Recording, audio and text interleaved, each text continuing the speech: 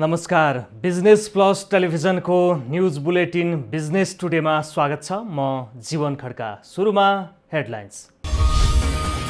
शनिबार थप 1041 जनामा कोरोना संक्रमण पुष्टि। संक्रमितको संख्या 45,277 पुग्यो।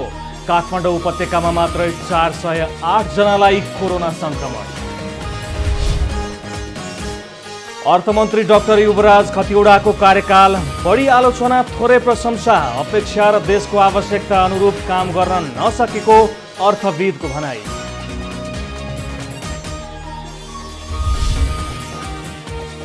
मुलुकको इन्धन खपतमा करिब 75% कमी। मासिक पेट्रोल 4,675 किलोलिटर मात्रै खपत।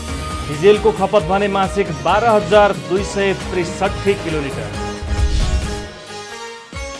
गत आर्थिक वर्षसम्ममा बीमा कम्पनीको लगानी 3 खर्ब बढी। कृषि, पर्यटन, जलस्रोत लगायतका पूर्वाधार र घर जग्गामा समेत बीमा कम्पनीको लगानी।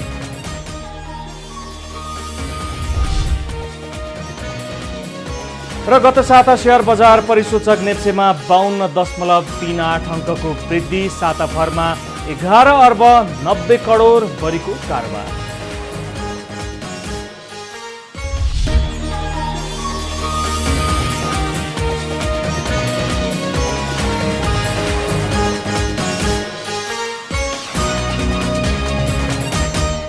बिजनेस टुडेमा सुरुमा कोरोना अपडेट सम्बन्धी न्युज। नेपालमा शनिबार थप 1041 जनालाई कोरोना संक्रमण पुष्टि भएको छ। यो सँगै नेपालमा कोरोना संक्रमितको संख्या 45,277 पुगेको छ। विगत 24 घण्टाको अवधिमा थप 9 जनाको मृत्यु भएको स्वास्थ्य तथा जनसङ्ख्या मन्त्रालयले जनाएको छ। यो सँगै नेपालमा कोरोना संक्रमणका कारण मृत्यु हुनेको संख्या 280 पुगेको छ। देशका विभिन्न स्थानमा रहेका प्रयोगशालामा 12,475 वटा नमुना परीक्षण गर्दा करिब 349 जना महिला र 692 जना पुरुषमा कोरोना संक्रमण पुष्टि भएको हो। पछिल्लो 24 घण्टामा 1566 जना कोरोनाबाट मुक्त भई घर गएका छन्।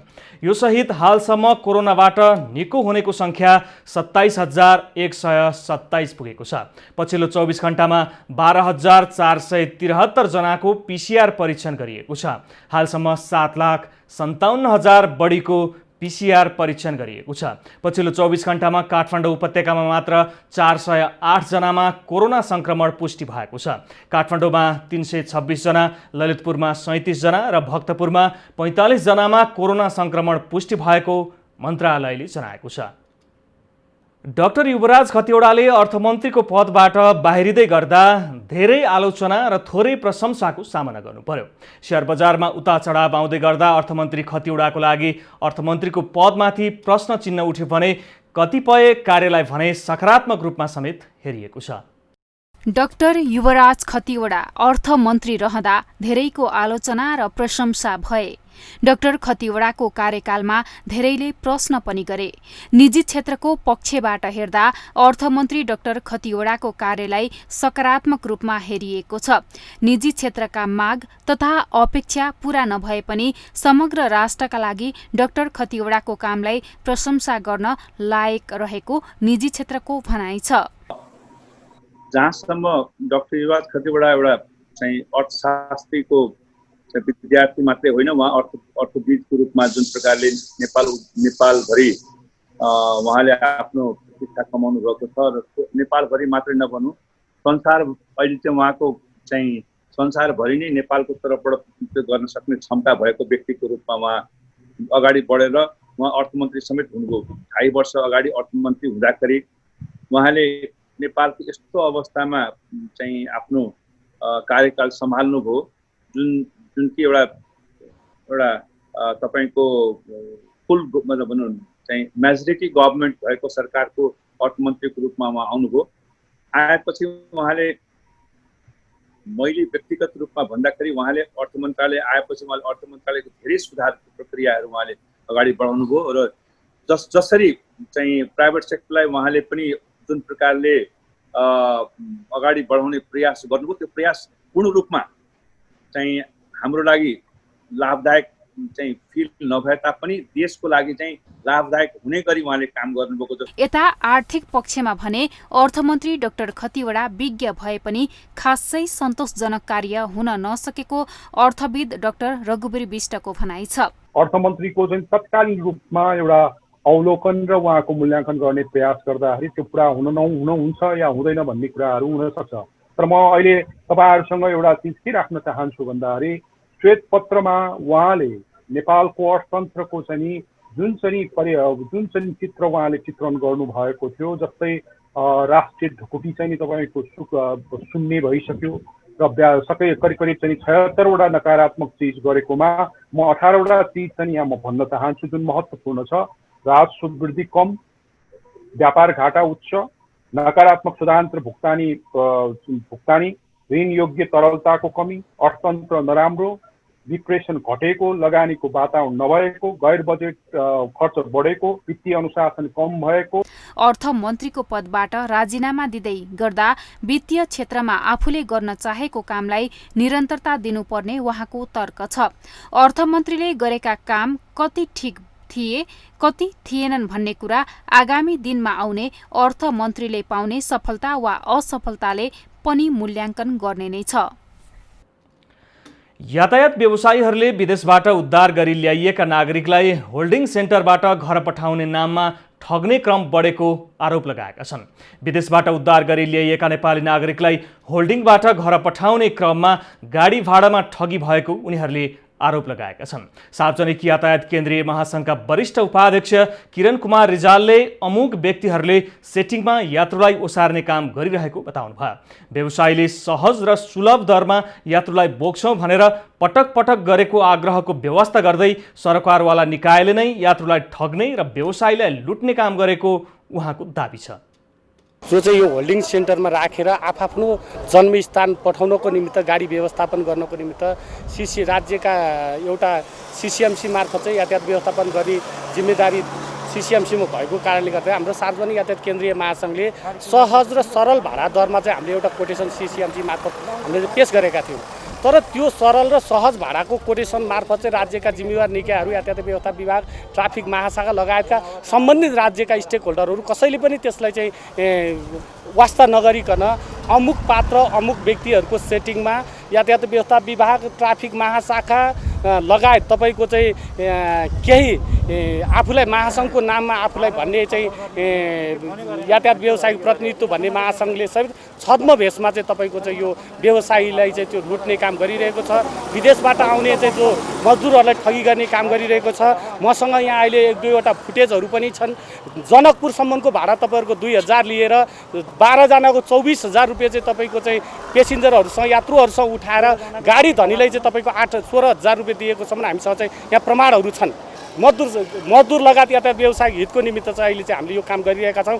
हामीलाई कुनै जानकारी नगरिकन यातायात जस्तो संवेदनशील विषयमा चाहिँ तपाईँको चाहिँ यस्तो गैर जिम्मेवार तरिकाले व्यवस्थापन गर्न गइरहेको हुनाले यसको भण्डाफोर गर्नको निमित्त चाहिँ अहिले हामी चाहिँ आम व्यवसायी मजदुरहरू चाहिँ सङ्गठित रूपमा चाहिँ यसको प्रतिरोधमा उत्रिएका छौँ। हाम्रो माग अझै सुनवाई भएन भने हामी आम व्यवसायहरू गाडी सडकमा उतारेर हामी चाहिँ यसलाई चाहिँ अवरोध गर्ने आन्दोलनमा हामी उत्रिन बाध्य हुनेछौँ। यसको निमित्त चाहिँ सम्बन्धित निकायले बेलैमा सोचोस् र यात्रुहरू ठगिनबाट बेलैमा रोकियोस् र वास्तविक व्यवसायहरूले सही मूल्यमा चाहिँ तपाईँको चाहिँ गाडीको चाहिँ शुल्क पास भन्ने हाम्रो आजको माग हो। आफ्ना मागहरू सम्बोधन नभए गाडी सडकमा उतारेर आन्दोलनमा उत्रिने उहाँले बताउनुभयो। संक्रमण भए नभएको यकिन गरी होल्डिङ सेन्टरबाट गन्तव्यमा पुर्याउने गरी वैज्ञानिक व्यवस्थापन हुनुपर्ने महासंघको माग छ। यसैबीच नेपाल राष्ट्रिय प्रगतिशील यातायात श्रमिक संगठनले पनि होल्डिङ सेन्टरबाट यात्रुलाई गन्तव्यमा पुर्याउने जिम्मा यातायात व्यवसायीलाई दिनुपर्ने माग गरेको छ। सोही मागसहित ज्ञापन पत्र बुझाउन संगठनका पदाधिकारी गए पनि होल्डिङ सेन्टरबाट ज्ञापन पत्र नबुझेको संगठनले जनाएको छ। बिजनेस टुडेमा पालो भएको छ ब्रेकको।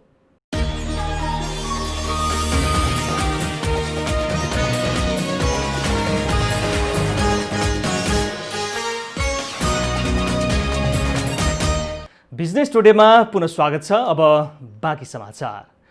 कोरोना महामारीसँगै मुलुकमा इन्धन खपतमा करिब 75%ले कमी आएको छ।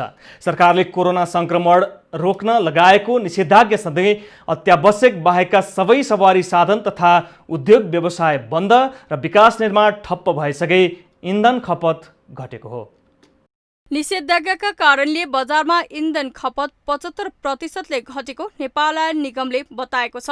निगमका अनुसार सामान्य अवस्थामा मासिक पेट्रोल 42,787 किलोलिटरमा खपत हुने गरेकोमा अहिले पछिल्लो निषेधाज्ञापछि 4,675 किलोलिटर मात्र खपत भएको छ। यसैगरी सामान्य अवस्थामा मासिक 1,23,329 किलोलिटर डिजेल खपत हुने गरेकोमा अहिले घटेर 12,263 किलोलिटरमा छरेको हो। यस्तै सामान्य अवस्थामा मासिक हवा इन्धन 11,830 किलोलिटर खपत हुने गरेकोमा अहिले घटेर 301 किलोलिटरमा छरेको हो। यसैगरी मासिक 1,495 किलोलिटर मट्टीतेल खपत हुने गरेकोमा अहिले 136 किलोलिटरमा छरेको छ। निषेधाज्ञाले सवारी साधन नचल्दा अहिले सामान्य अवस्थाको मागको तुलनामा पेट्रोलियम पदार्थको खपत एकदम न्यून रहेको निगमको भनाइ छ। पछिल्लो समय पेट्रोलियम खपत घटेपछि आयातमा पनि कमी आएको निगमको भनाइ छ। खपत घटेपछि निगमका डिपो आवश्यकता अनुसार खोल्ने गरिएको छ। स्थानीय प्रशासनसँगको समन्वयमा कर्मचारीको संख्या घटाएर आवश्यकता अनुसार पेट्रोलियम वितरण हुने डिपोहरू खोल्ने गरेको निगमको भनाइ छ। इन्धन खपत न्यून हुँदा पर्याप्त मात्रामा भण्डारण रहेको निगमको भनाइ छ। अहिले पेट्रोल 75% र डिजेल 83% भण्डारण रहेको छ। नियमित आयात भइरहेकाले खाना पकाउने ग्यास पनि पर्याप्त मात्रामा रहेको निगमले जनाएको छ। निगमका अनुसार निषेधाज्ञापछि गत सातासम्म मुलुकमा पेट्रोल 4,480 किलोलिटर पेट्रोल आयात भएको छ। सो अवधिमा 12,972 किलोलिटर डिजेल आयात भएको छ। यस्तै मट्टीतेल 100 किलोलिटर आयात भएको छ। यस्तै हवा इन्धन 1,300 आयात भएको छ भने 301 किलोलिटर बिक्री भएको छ। मुलुकमा कोरोना भाइरसको संक्रमण नियन्त्रण गर्नका लागि चैत 11 देखि लकडाउन गरेसँगै इन्धनको खपत न्यून रहेको छ। बजारमा खपत घटेसँगै आयात पनि कमी भएको निगमको भनाइ छ। यस अवधिमा खाना पकाउने ग्यासको खपत भने पर्याप्त मात्रामा भएको छ। ग्यासको आयात पर्याप्त भएकाले बजारमा पनि पर्याप्त मात्रामा रहेको छ। चैत महिनामा अभाव भएको ग्यास पछिल्लो समय उद्योगसँग पर्याप्त मात्रामा स्टक रहेको व्यवसायीले बताएका छन्। कोरोना 21औं शताब्दीको लागि ठूलो चुनौती भइरहेको अवस्था छ। यसको अन्त के हो, कहिले हुने हो भन्नेमा विश्व नै अलमलमा परेको छ। कोरोनाले उत्पादन, रोजगार, व्यापार र शिक्षा सबैलाई नै समस्यामा पारेको छ। तर लकडाउनको समयमा कम्प्युटरको व्यापार भने बजारमा बढेको छ। कोरोना महामारीका कारण सबैजसो व्यापार यति बेला ठप्प जस्तै छन्। तर लकडाउनको समयमा कम्प्युटरको व्यापार भने बजारमा बढेको छ। कम्प्युटरको सहयोगबाट ठुल्ठुला कार्य समेत गर्नका लागि सहजता भएको छ। अहिलेको लकडाउनको स्थितिमा मिटिङ बस्न सम्भव नभएको परिस्थितिमा कम्प्युटरको सहयोगबाट अनलाइन मिटिङ गर्न, घरमै बसेर अफिसको धेरै काम गर्न र इमेलको माध्यमबाट आफ्नो काम अफिसमा पठाउन सकिने तथा ई-कमर्स र ई-बिजनेसको माध्यमबाट अनलाइन सामान बिक्री गर्न सकिने भएकाले पछिल्लो समय कम्प्युटरको माग बढेको छ। तर कोभिड-19 का कारण नियमित ढुवानी हुन नसकेको र स्टक पनि सकिएकाले माग बढे पनि बिक्रीमा समस्या आएको कम्प्युटर एसोसिएसन अफ नेपाल क्यानका अध्यक्ष नवराज कुँवरको भनाइ छ। निषेधाज्ञाले बिक्रीमा त समस्या ल्याएको छ, व्यापारीहरूले खोल्न पाउनु भएको छैन हैन। त्योभन्दा पनि के हो भने हामीसँग अहिलेसम्म भएको स्टकहरू सिद्धिसकेको छ। ढुवानी चाहिँ नियमित हुन सकेको छैन। त्यसले गर्दाखेरि बजारमा चाहिँ भने जस्तो ग्राहकले सामान पाउन चाहिँ गाह्रो छ हैन। विशेष त किन शिक्षा क्षेत्रमा चाहिँ विद्यालयदेखि कलेजसम्मको अध्ययन गराउनुको निम्ति पनि विकल्प खोजेको अवस्था छ। अर्कोतर्फ बैठकहरू, सेमिनार, सम्मेलनहरू पनि सबै भर्चुअलबाटै आयोजना गर्ने चाहिँ जुन ट्रेन्ड बस्यो, त्यसले गर्दाखेरि अहिले यो लकडाउनको अवसरमा चाहिँ प्रविधि के हो र प्रविधिलाई कसरी प्रयोग गर्न सकिन्छ, कसरी यसलाई चाहिँ आफ्नो जीवन उपयोगी गराउने अथवा आफ्नो बिजनेसमा चाहिँ यसलाई चाहिँ कसरी प्रयोग गर्ने भन्ने सन्दर्भमा सबै चाहिँ लागेको भएको हुनाले अलिकति सूचना प्रविधिको माग चाहिँ बढेको देखिन्छ। शिक्षामा कम्प्युटरको प्रयोग दिनानुदिन बढ्दै गइरहेको छ। स्कुल तथा क्याम्पसहरूले अहिलेको परिस्थितिमा भर्चुअल कक्षाको माध्यमबाट विद्यार्थीलाई पठन पाठन गराउनुको साथै परीक्षा पनि भर्चुअलबाट नै सञ्चालन गरेका छन्, जसले गर्दा कम्प्युटरको माग पछिल्लो समय बढ्न गएको हो। बन्दाबन्दीको कारणले कम्प्युटर खरिदमा केही समस्या भए पनि ई कमर्सको माध्यमबाट खरिद गर्न सकिने क्यानका अध्यक्ष बताउनुहुन्छ। अहिलेको परिस्थितिमा तपाईँ हामीले सरकारसँग के भनेको छ भने सूचना प्रविधिलाई प्राथमिकतामा राख्नु पर्यो। अब सूचना प्रविधिमा आधारित ई कमर्स हुन् अथवा अनलाइन डेलिभरी सेवा होस् अथवा आइसिटी सम्बन्धी सफ्टवेयर सेवाहरू हुन सक्छन् अथवा हार्डवेयर हुन सक्छन्, यसलाई चाहिँ अलिकति खोकुलो बनाउनुपर्छ भन्ने हामीले नि भनिरहेका छौँ। अब कतिपय कुराहरू चाहिँ अब अनलाइनबाटै ई कमर्सको माध्यमबाट अर्डर गरेर चाहिँ पनि घर घरमा पुर्याउन सकिने अवस्था पनि छ। ग्रामीण क्षेत्रहरूमा चाहिँ सामान डेलिभरी गर्नको निम्ति एकजना अथवा दुईजना चाहिँ जान सकिने अवस्था छ र त्यति चाहिँ टाइट चाहिँ छैन।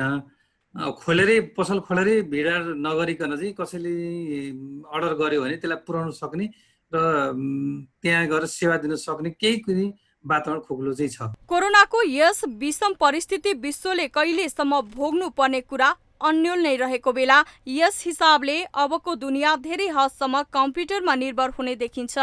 कम्प्युटरको माग बढी भएकाले कम्प्युटर आयातमा आएका समस्यालाई सरकारले छिटो भन्दा छिटो समाधान गर्नुपर्ने र प्रविधिको पहुँच पुग्न नसकेको ठाउँमा प्रविधिको पहुँच पुर्याउनु आजको आवश्यकता रहेको छ।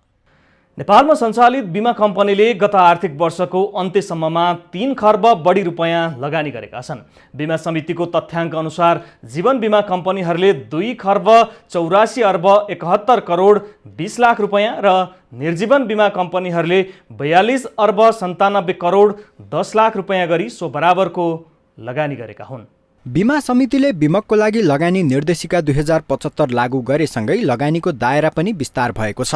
यद्यपि बीमा कम्पनीहरूले भने अझै बैंक तथा वित्तीय संस्थाको मुद्दती निक्षेपमा नै जोड दिइरहेका छन्। गत आर्थिक वर्षको कुल लगानी मध्ये जीवन बीमा तर्फको 82.33% र निर्जीवन बीमा तर्फको कुल लगानीको 81.2% बैंक तथा वित्तीय संस्थाको मुद्दती निक्षेपमा लगानी गरेका छन्। यस अवधिमा जीवन बीमा कम्पनीहरूले क वर्गका बैंक, ख वर्गका बैंक र ग वर्गका फाइनान्स कम्पनीमा 2 खर्ब 34 अर्ब 41 करोड रुपैयाँ मुद्दती निक्षेपमा लगानी गरेका छन्। जीवन बीमा कम्पनीहरूले क वर्गका बैंकहरूमा 2 खर्ब 8 अर्ब 61 करोड रुपैयाँ, ख वर्गका बैंकहरूमा 23 अर्ब 35 करोड 69 लाख रुपैयाँ, ग वर्गका फाइनान्स कम्पनीहरूमा 2 अर्ब 44 करोड 65 लाख रुपैयाँ गरी सो बराबरको रकम लगानी गरेका हुन्। यस्तै निर्जीवन बीमा कम्पनीहरूले पनि क वर्गका बैंक, ख वर्गका बैंक र ग वर्गका फाइनान्स कम्पनीहरूमा 34 अर्ब 89 करोड 30 लाख रुपैयाँ लगानी गरेका छन्। क वर्गका बैंकहरूमा 29 अर्ब 28 करोड 46 लाख रुपैयाँ बढी, ख वर्गको बैंकहरूमा 4 अर्ब 85 करोड 39 लाख रुपैयाँ र ग वर्गका फाइनान्स कम्पनीहरूमा 75 करोड 45 लाख रुपैयाँ लगानी गरेका छन्। लगानी निर्देशिका अनुसार बीमा कम्पनीहरूले कृषि, पर्यटन, जलस्रोत लगायतका पूर्वाधार र घर जग्गामा समेत लगानी गर्न थालेका छन्। यस्तै बीमा कम्पनीहरूले सूचीकृत कम्पनीको साधारण सेयर र सरकारी ऋण पत्रमा समेत लगानी गर्ने गरेका छन्। बिजनेस टुडेमा पालो भएको छ ब्रेकको।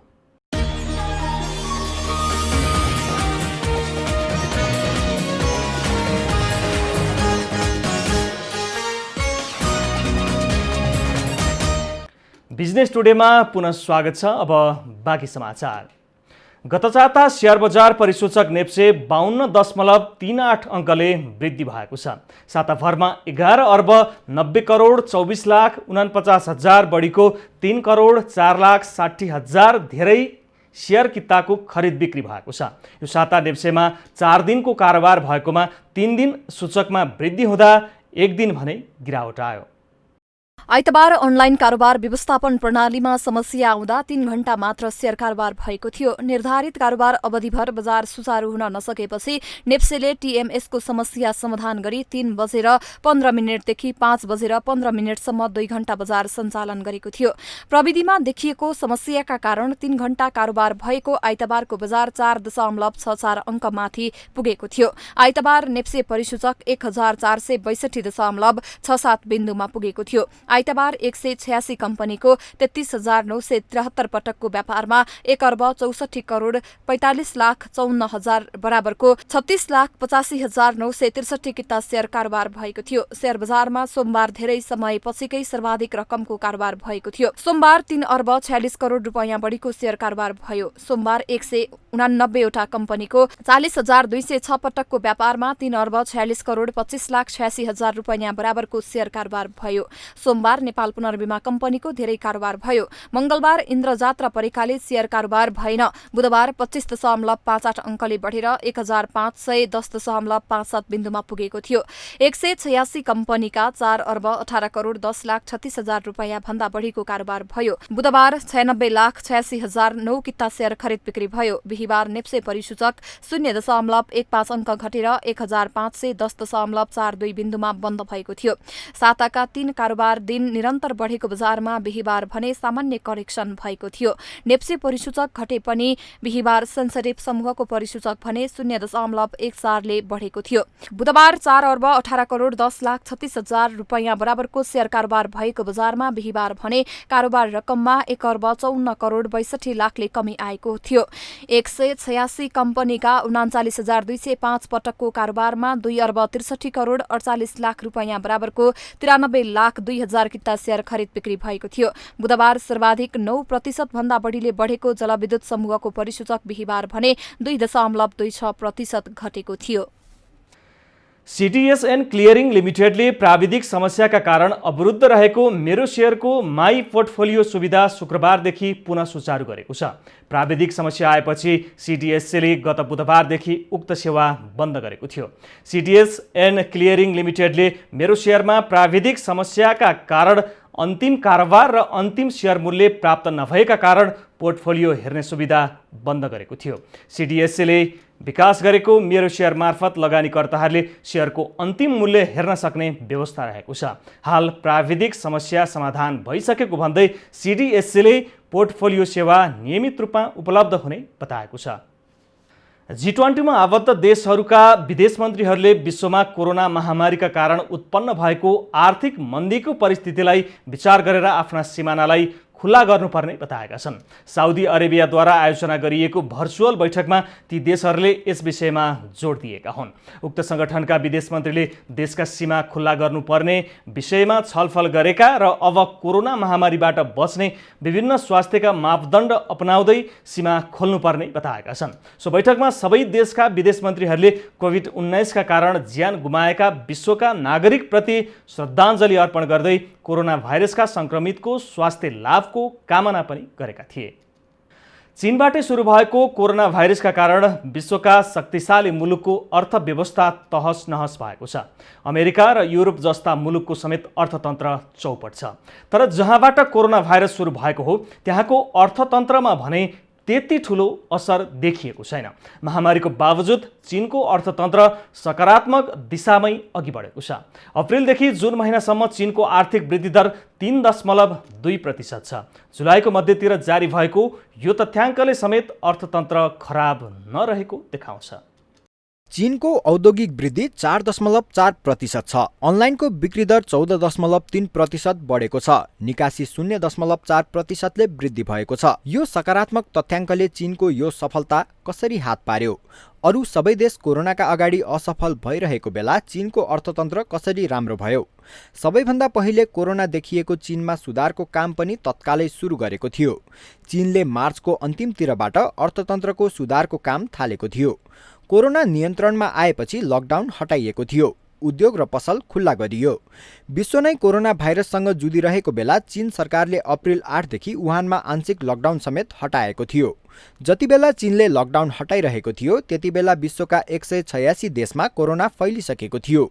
वुहानमा भएको लकडाउनका कारण जनवरीदेखि मार्चसम्म चीनको आर्थिक वृद्धि दर 6.8% ले गिरावट आएको थियो। यो सन् 1960 पछिको सबैभन्दा खराब अवस्था थियो। चीनमा लकडाउन भए पनि नाटकीय रूपमा सुधार आएको छ। चीनको तथ्याङ्क विभागका अनुसार देशको अर्थव्यवस्था फेरि राम्रो भएको छ। अप्रिलदेखि जुनसम्मको अवस्था हेरेर चीनका अर्थशास्त्रीहरूले अर्थतन्त्रमा सुधार निरन्तर हुने बताएका छन्।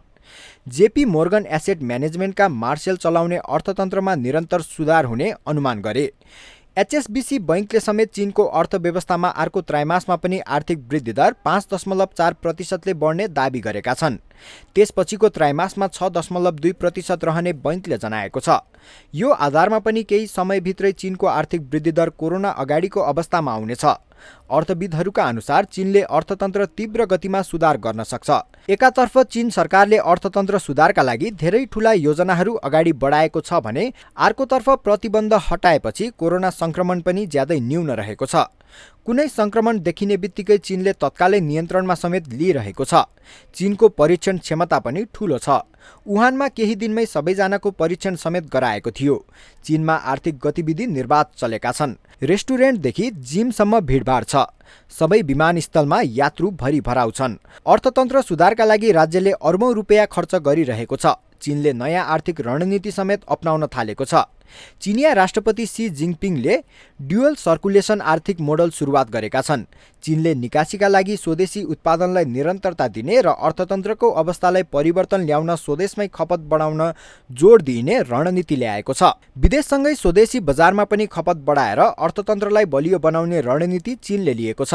यद्यपि अहिले पनि चीन कम लागतमा सामान उत्पादन गर्ने भएकोले विश्वकै राम्रो कम्पनीको केन्द्रमा छ। चीनबाट उत्पादन भएका सामान अमेरिका र युरोपमा निकासी हुन्छ। विश्व बजारमा एकछत्र चीन विराजमान छ।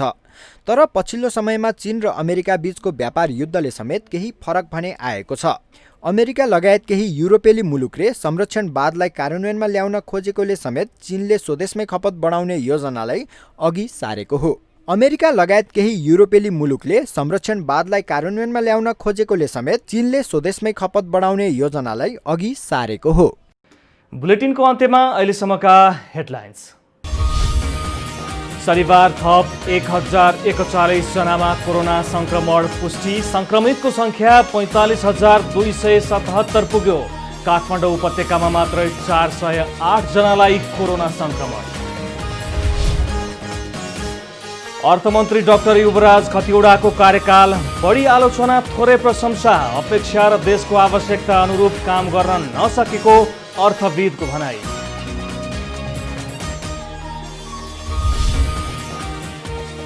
मुलुकको इन्धन खपतमा करिब 75%ले कमी। मासिक पेट्रोल 4,675 किलोलिटर मात्रै खपत। डिजेलको खपत भने मासिक 12,263 किलोलिटर। गत आर्थिक वर्षसम्ममा बीमा कम्पनीको लगानी 3 खर्ब बढी। कृषि, पर्यटन, जलस्रोत लगायतका पूर्वाधार र घर जग्गामा समेत बीमा कम्पनीको लगानी।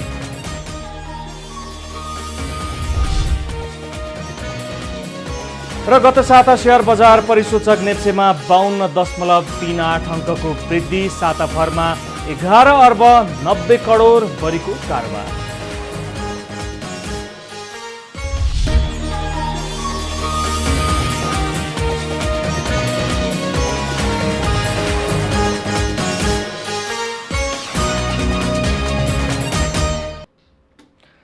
बिजनेस टुडे अहिलेलाई यति नै। हेर्दै रहनुहोला business plus television. Business plus, business first. नमस्ते।